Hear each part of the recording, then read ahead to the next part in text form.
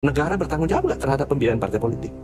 Partai politik manapun. Akhirnya partai politik mencari jalan yang pragmatis. Pada Prof. Mahfud dulu saya sampaikan, partai politik tidak mendapatkan porsi yang cukup untuk bisa mereka bergerak dan melahirkan kader-kader pemimpin bangsa. Ini nggak akan pernah jadi.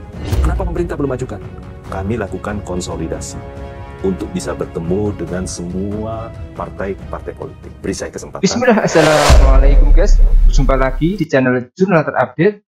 Dari pertanyaan kita semua, penjelasan kali ini yang mungkin paling masuk akal. Mengapa sampai saat ini PR dan pemerintah belum juga mengesahkan RUU perampasan aset?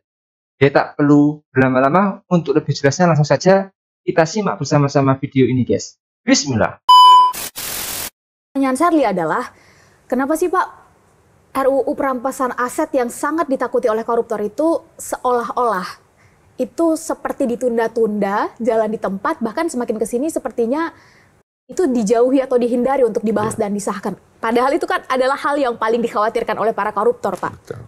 Itu kenapa, Pak? Saya banyak berdiskusi soal ini. Ini kan kalau kita bicara soal kenapa, berarti kita bicara soal politiknya. Boleh dikonfirmasi sama Pak Mahfud. Saya pernah diskusi berdua sama Prof. Mahfud terkait dengan Undang-Undang Perampasan Aset. Kapan waktunya yang tepat untuk diajukan? Dan di luar perampasan aset itu, undang-undang apa lagi yang harus kita lakukan?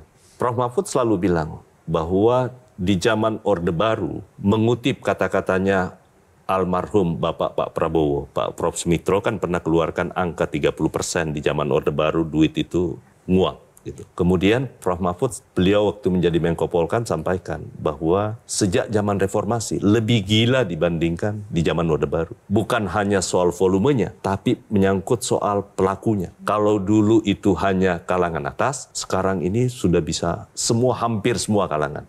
Tapi bukan berarti yang di sini ya. Hampir semua kalangan. Ini rakyat jelata, Pak. Ya. Nah, karena itu perlu strategi untuk kita lakukan. Yang pertama, orang selalu lupa betapa pentingnya dalam sistem demokrasi yang namanya partai politik. Yang selama ini partai politik itu hanya menjadi ajang caci maki, padahal kita nggak pernah berpikir soal hidupnya supaya bisa melakukan rekrutmen. Sehingga pada saat itu saya diskusi sama Prof. Mahfud berdua. Prof, siapa yang nggak mau perampasan aset? Bagus kok. Saya ini bukan orang yang bersih. Dan saya katakan bukan hanya di sini. Di depan KPK pun pada saat saya masih jadi anggota Komisi 3, saya bukan orang bersih. Mungkin belum sial. Mungkin belum sial. Tapi apakah saya ingin membersihkan itu? Dan semua orang-orang yang menjabat ingin membersihkan. Pasti nuraninya nggak bisa bohong. Pasti mau. Oke. Itu kita satu step pasti sama. Oke, setuju. Ya. Yang kedua, partai politik kalau nggak dipikirkan, kan kita harus berpikir pembatasan tindak pidana korupsi itu kita harus atasi dulu. Di pucuknya mana sih sebenarnya benangnya yang paling putus dan harus kita sambung. Partai politik, satu, dia tugasnya sangat mulia. Dia menciptakan pemimpin, tapi untuk menciptakan pemimpin, dia butuh kaderisasi. Kaderisasi, dia butuh pembiayaan. Sekarang pertanyaan saya, negara bertanggung jawab nggak terhadap pembiayaan partai politik? Partai politik manapun. Akhirnya partai politik mencari jalan yang pragmatis. Mencari funding di luar negara. Yang tentu pada akhirnya bisa menimbulkan kesepakatan-kesepakatan. Karena itu dulu saya mengusulkan. Di zaman Pak Abraham Samad menjadi Ketua KPK, di hadapan rapat kerja dengan Komisi 3, karena waktu itu KPK begitu luar biasanya dipercaya. Saya sampaikan, Pak, tolong buat kajian. Kalau masyarakat, kami yang buat kajian DPR, ataupun orang-orang di pemerintahan yang buat kajian, berapa sih yang layak negara bisa berikan kepada partai politik? Yang wajar, tetapi itu cukup. Jangan sampai memberi sesuatu yang nggak cukup, yang nggak ada gunanya. Nah, karena itu, KPK akhirnya melakukan studi, mengeluarkanlah angka 10.000. Saya bertanya, 10.000 per satu suara. Kalau kayak seperti satu partai mendapat 10 juta, hanya mendapatkan 10.000 berarti kurang lebih 100 miliar. 100 miliar mau mencetak kaderisasi di seluruh Indonesia. Nggak akan mungkin pernah cukup. Sehingga dulu saya mengusulkan, Pak, boleh nggak ya kita mengusulkan dari total APBN kita antara 0,5 sampai 1%. Kalau di politik ini sudah bisa kita bersihkan. Partai politik hitungan saya kalau itu bisa terjadi bisa mendapat angka 1 triliun. Apakah besar? Enggak besar. Dibandingkan dengan yang disampaikan tadi 30 plus yang lebih besar kan? Masa kita nggak mau pilih yang 1%? Kita sudah ketahui tadi dari penjelasan Bapak, memang sistemnya juga masih belum bersih ya, belum mendukung partai politik sehingga dampaknya multiplier effect begitu ya. Atau jangan-jangan memang sengaja dibiarkan begitu karena ternyata dirasakan untuk mencari uang dari di luar negara ternyata bisa lebih bebas dan lebih banyak sehingga akhirnya tidak diubah-ubah itu Pak, tidak segera dibersihkan sistemnya. Makanya saya katakan jangan buru-buru. Karena ini bukan persoalan yang sederhana yang seperti yang kita bayangkan. Pada Prof. Mahfud dulu saya sampaikan, Prof, tolong kita ajukan undang-undang satu paket, tetapi satu undang-undang perampasan aset, kedua pembatasan transaksi uang kartal, yang ketiga undang-undang partai politik. Ini harus satu paket kita ajukan. Kalau tidak diajukan tiga-tiganya, partai politik tidak mendapatkan porsi yang cukup untuk bisa mereka bergerak dan melahirkan kader-kader pemimpin bangsa. Ini nggak akan pernah jadi. Ini nggak akan pernah jadi.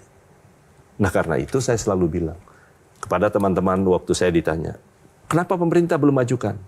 Kami lakukan konsolidasi untuk bisa bertemu dengan semua partai-partai politik. Beri saya kesempatan. Dan yang kedua, Bapak Presiden Prabowo kan sudah melakukan hal yang sama sekarang.